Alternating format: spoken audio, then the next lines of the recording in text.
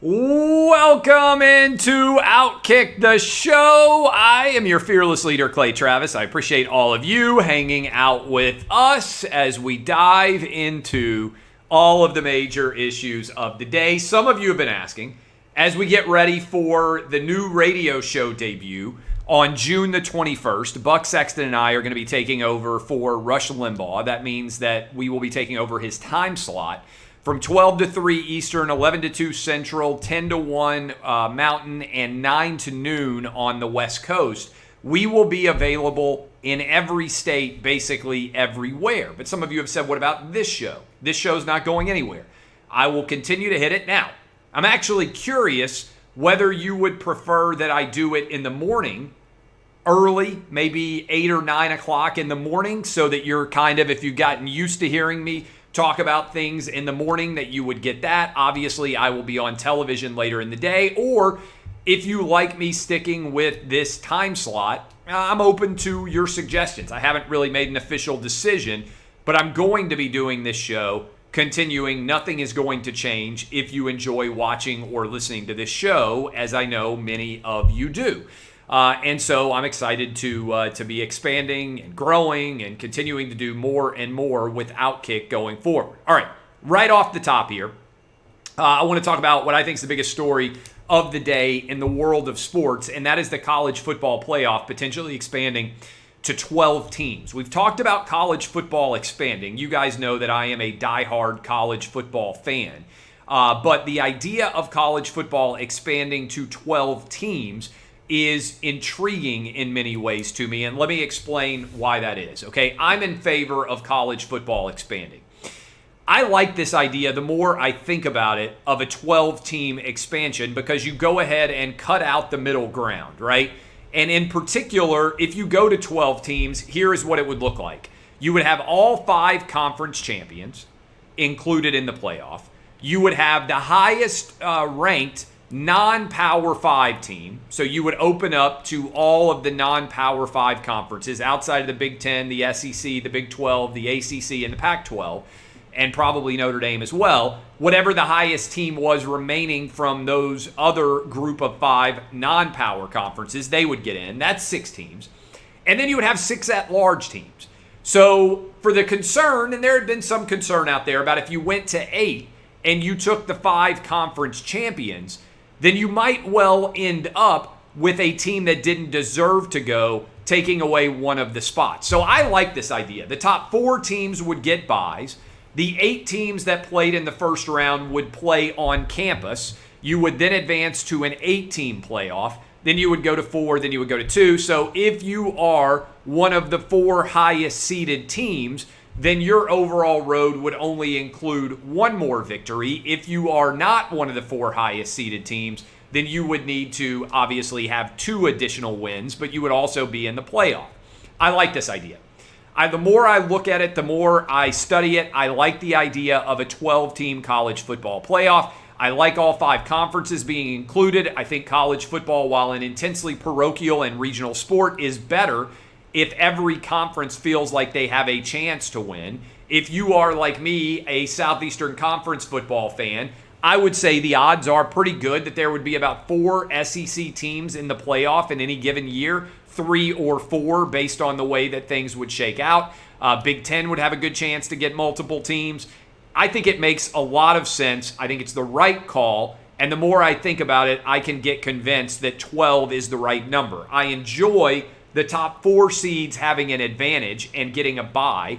I also enjoy getting all the conference champs in, but not having to be held hostage if somebody wins a conference championship and they go 9-4 or 8-5 and they sneak in kind of, and otherwise they would have had no business in the college football playoff. If there's somebody else that loses, that's 12-0 and suddenly loses on a tough break in the conference title game. Now, what this would do, I think, is it would preserve some value of the conference title game, but it would also make it as much about seeding very often as it would anything else. For instance, in the SEC championship game and probably the Big Ten championship as well, there's a very strong chance that both teams would be in the playoff.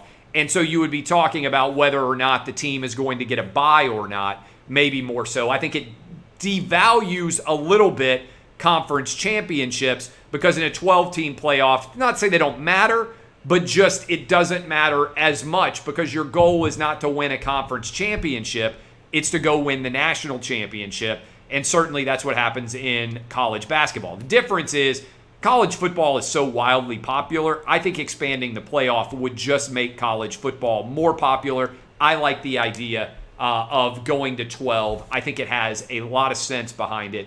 And I would be very excited if we ended up in that situation. By the way, I also think years ahead, it's going to be wild for those of you like me who have kids to explain to them the BCS. And even before the BCS started in 1998, the idea that you used to have multiple champions will seem absolutely insane. It already does to my 10-year-old. I've tried to explain it to him, and he's like, wait a minute.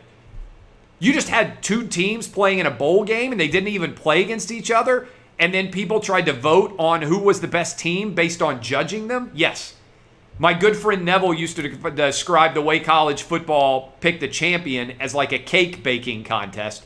And I do think there is some truth probably to that as well. Other news. The Aaron Rodgers drama continues to grow. He is not showing up for Packer minicamp. He is going to get a $90,000 fine, potentially, which I saw Darren Ravel tweeted as like the average resident in Green Bay getting a $260-ish fine. Here's what I would say in general about Aaron Rodgers. I think the Packers are going to need to trade him. This is a stare-down contest. Before all is said and done, the question is going to be, do the Packers legitimately believe that Aaron Rodgers will sit out? And is Aaron Rodgers at the age of 38 willing to sit out? If the Packers don't believe he's willing to sit out, then ultimately they have all the power in this situation. If they believe that he is willing to sit out, then Aaron Rodgers has all the power. This is a stare down over whether Rodgers is going to continue to play. My general belief is that Aaron Rodgers wants to continue to play football at the age of 38, that he doesn't want to ride off into the sunset. I've been saying for a long time that I think he's going to go to Denver, that I think Aaron Rodgers is going to be traded for Drew Lock and for 2 first-round draft picks from the Denver Broncos, that he'll play 4 or so years in Denver, and we will have a Peyton Manning-like end to his career that is similar to the end to the career that we already saw for John Elway, Peyton Manning, and Aaron Rodgers wants to join them and win a Super Bowl, his second, and then be done in the NFL. By the way, news on Julio Jones. My boy Julio, as I've been saying for a long time, going to lead the Titans to the postseason and then on to the Super Bowl. Ryan Tannehill has taken a salary adjustment, and so now Julio Jones will be able to get under the salary cap. The Titans still have some maneuvering they can do, but for everybody out there who was concerned about that, it has now been taken care of. All right, a bunch of different things to dive into here, but I want to start by saying, look, erectile dysfunction affects over half of all men, but it doesn't have to make you feel like half of a man. Since 2017, My Dr. Hank has been making America hard again. My Dr. Hank helps you get low-cost ED meds and overcome the psychological and emotional barriers to getting ED treatment. They secure your prescription, then ship it to you discreetly every month from U.S. pharmacies, all for as low as $2 per pill. So don't wait. Join the movement to make America hard again. Go to mydrhank.com/clay and sign up today. Tell Dr. Hank I sent you, and he will give you 50% off your first subscription order. That's mydrhank.com/clay. Offer available for only a limited time. All right, let's talk a little bit about Kamala Harris. She went down to Guatemala. Now she's in Mexico. And guess what's happening? This is why I think the media does such a poor job of covering many stories. They're distracted easily. Many media members are not particularly smart. I give credit to Lester Holt, who pressed Kamala Harris and said, hey, you haven't been to the border yet. And she said, well, I haven't been to Europe either, which is a ridiculous answer from her, a non sequitur indeed. But Kamala Harris went to Guatemala and went to Mexico. And do you know what she said? Almost the identical things that Donald Trump said. And have you noticed, regardless of what you think of politics, have you noticed how the border crisis has kind of vanished as a story? How How all the unaccompanied minors, remember when AOC was showing up and everybody tried to argue that the Trump administration had built cages and all these things? Ever notice how that story has almost completely disappeared? And that Kamala Harris now is saying, and so is to some degree Joe Biden, the exact same thing that Donald Trump was saying when he was president, which is we got to secure the border. Remember, Trump used to say we want a wall with a big, nice gate so we can have legal immigration going on. And one of the reasons why I think the media has become, in many ways, propaganda sources is because they don't call balls and strikes anymore. They don't just look at the evidence and try to treat everybody the exact same. Because if you did, if you're concerned about what's being said at the border, then you should be treating Kamala Harris the same way that you treated Donald Trump and Joe Biden, because they're basically saying the exact same thing. And to me, this is a fundamental failure of the media overall. Did you see this story? Jeff Bezos is going to space on July 20th. Jeff Bezos has got his own space company. And I saw my boy Joe Kinsey over at OutKick pointing out that Zuckerberg is now training to throw spears. Did you see Mark Zuckerberg throwing spears? Jeff Bezos is going to space on 7/20, July 20th. First ever trip, I think, in his space company. Has anybody pointed out that this was a plot in Billions? And that the space billionaire died when his spacecraft blew up when he was trying to go into space? I know that Bezos has stepped down as basically the running of Amazon to focus on other things going on in his life. But how wild is this? Credit to him, I guess, that he wants to take the risk at the age of 57 years old and go to space. Jeff Bezos, by the way, gotten super ripped over the past 10 years or so. Credit to him. He looks like the Incredible Hulk now when he's walking around in his Amazon vest. But he's going to space on July 20th. And this is, anybody else watch Billions? This was one of the subplots of Billions, a billionaire who ends up going to space and dies when his rocket explodes. This is going to be interesting to see. There's obviously a space race between Bezos and Elon Musk. Both of them are trying to get to Mars. Multi-billionaires, richest men in the world, and now their desire, their sci-fi, their science fiction interest has spread to the world of space, and we'll see what exactly ends up going on there. Interesting news came out. Did not get as much attention as I think it should. Did you know that there are now 9.3 million open jobs in America? There are more open jobs in America right now than has ever existed in the history of the country, according to economists. 9.3 million open jobs. Why are there so many open jobs? I have three theories. One, we're paying people way too much money not to work. For over a year, many people have decided they will take unemployment subsidies from our government and they will choose not to work, and that has been going on for a substantial period of time, such that there are now 9.3 million open jobs. That's one. Prong two, schools have remained closed. And many mothers out there who bear the brunt of child responsibility have not been able to go back to work because they have to worry about their kids' remote schooling. And then the third option, I think the media has so terrified so many people out there about COVID that even people who are under no risk, even people who have already been vaccinated, are still terrified to actually go and get work. As a result, 9.3 million open jobs. We need to end unemployment subsidies. We need to get every kid back in school immediately. And we need the media, as well as our politicians, Democrat, Republican, Independent, all of them, to come out and say, look, the risk from COVID is minuscule now, particularly if you are young, as it always has been. You are more likely, if you are college age or younger, by and large, to die from the seasonal flu than you were from COVID.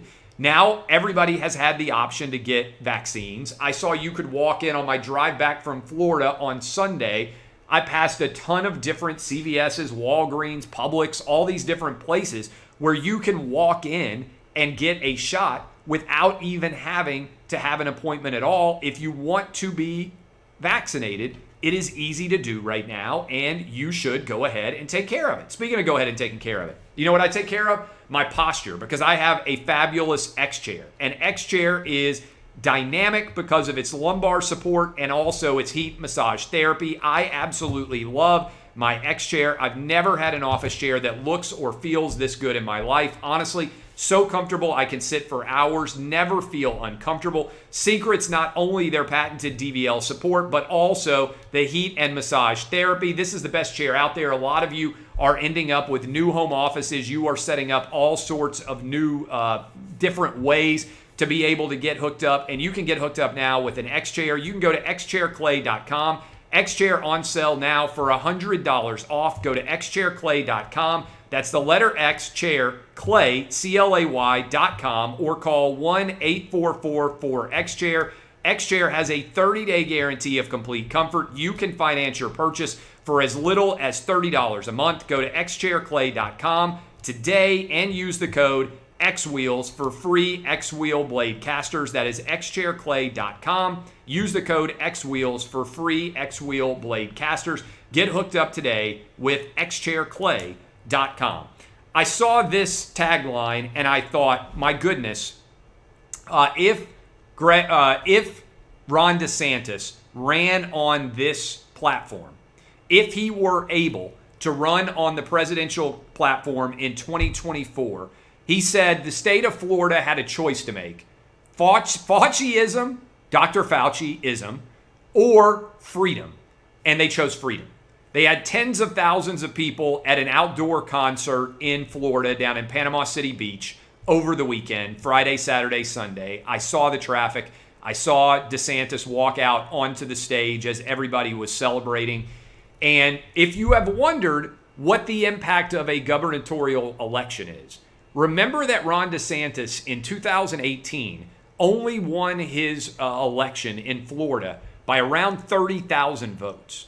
So if he had lost, then Florida would have been shut down just like California, just like New York, and we would not have all these laboratories of federalism in order to examine what should have happened. And I think as a result, all of the data has shown us that Florida and Texas, of the big states, did a better job of handling COVID than New York and California did. Those are the four biggest states.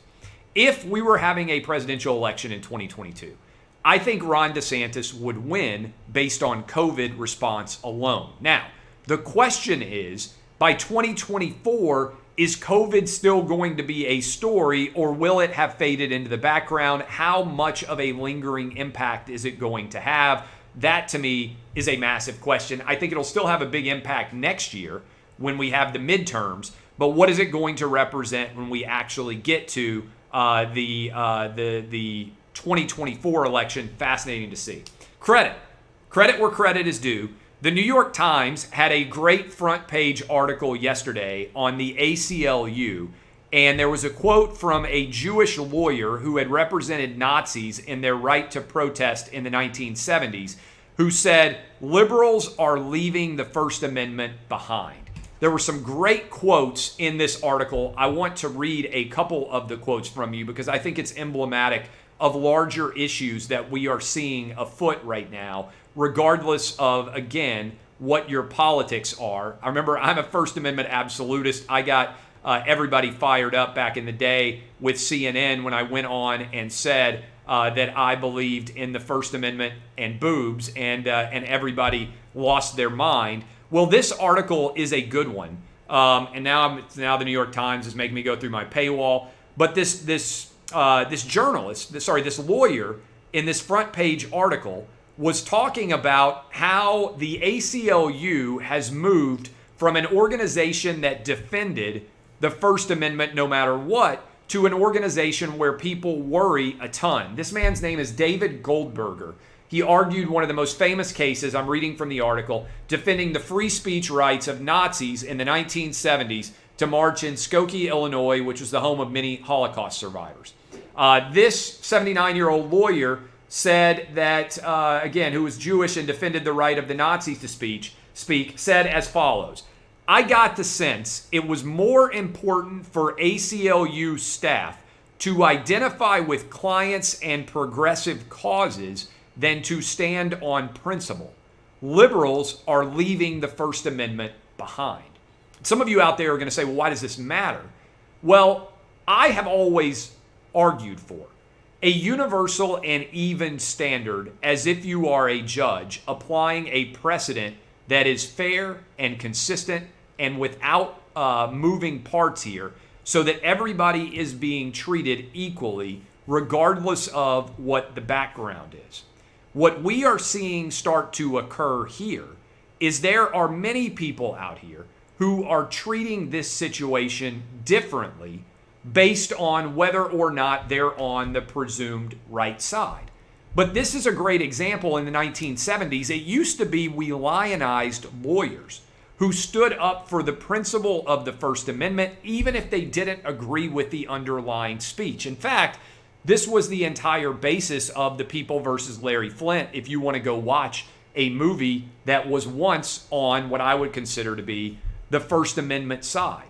And that's why I say I am not particularly allied with any individual version of the First Amendment. I believe in the First Amendment as the most important right that we have in America. And the ACLU used to be the biggest defender of the First Amendment. Witness, again, the fact that they defended, this Jewish lawyer did, the right of Nazis to march in a town with many Jewish people who were Holocaust survivors. Sometimes speech makes you uncomfortable. And sometimes speech can be offensive. But we cannot allow the standard in America to be whether or not speech makes you uncomfortable. The goal of a robust First Amendment marketplace of ideas should be that everybody should be able to talk. And the irony here is that oftentimes the groups that are the most stifled and most not willing to be supported are minority groups arguing unpopular things, which might one day end up being popular because the marketplace of ideas evolves. And because we're able to debate ideas, we are able to end up with a better result in this country. This is the entire basis of First Amendment jurisprudence in this country. And now people are afraid of what might happen if they have the wrong client. I believe it was John Adams who defended the British soldiers who fired into the ranks in at the, if you remember, at the Boston Massacre. Let me make sure that's right. I believe it was John Adams who defended at the Boston Massacre. And there were some amazing quotes from John Adams at the time that he defended in the Boston Massacre. There were lots of things, obviously. He was not happy with the treatment that he received, but we understood the importance of representing British soldiers in the Boston Massacre. And he made the decision that they deserved the right to the best defense they could possibly have, even though in that situation, he was taking a ton of criticism. And so it's a fascinating story. And that is, to me, why I went to law school, because even people who are accused of heinous acts deserve defense to the full extent of the law. And I feel like many young lawyers now are upset with being on, quote, the wrong side and not thinking about the larger principle at play here, which is the First Amendment rights of all, even if sometimes that leads to you having to defend people who have abhorrent beliefs in your own personal perspective, people that you would disagree with. And this ties in with another ridiculous idea. I don't know if you saw this, but a New York Times editorial board member went on and said that she had seen too many flags when she was out on Long Island recently. She went out to Long Island over Memorial Day, and there were a lot of American flags, and she said that she was upset about the number of flags that she saw on Long Island and found it disturbing. And I just want to leave you with this question. If we don't have anything that we share as Americans across race, gender, ethnicity, religion, whatever other identifying characteristics there are, the thing that we used to all share was our pride in American virtue and values. if we're not sharing that anymore, what unites all of us? Interesting idea. I'll tell you what should unite all of us. How about Father's Day? Father's Day is coming soon, and you want to make sure that your dad is taken care of with a brand new Lawnmower 4.0. Nobody wants dad, and nobody wants granddad, and nobody wants your brother or your sons or whoever you may be buying gifts for Father's Day to make the mistake and end up slicing and dicing themselves all to heck. That happens every day when you try to do a little below the belt grooming. Go ahead and get hooked up here as well with the Ultra Smooth package. This is an absolute fantastic invention, the Lawnmower 4.0. I use it. Helps you to stay clean as it gets into the summer and you start to sweat a little bit more. Whether it's a gift for you, your dad, or the men in your life, choose Manscaped. Go to manscaped.com right now and you get 20% off and free shipping with the code DBAP20. That's manscaped.com, 20% off and free shipping with the code DBAP20. Get hooked up today. One more time, 20% off with free shipping at manscaped.com and use the code DBAP20. Don't forget, you came from your dad's balls. This year, show your original home some love with Manscaped. DBAP20. I am Clay Travis, about to hop on television. DBAP unless you need to SBAP. This has been OutKick the Show.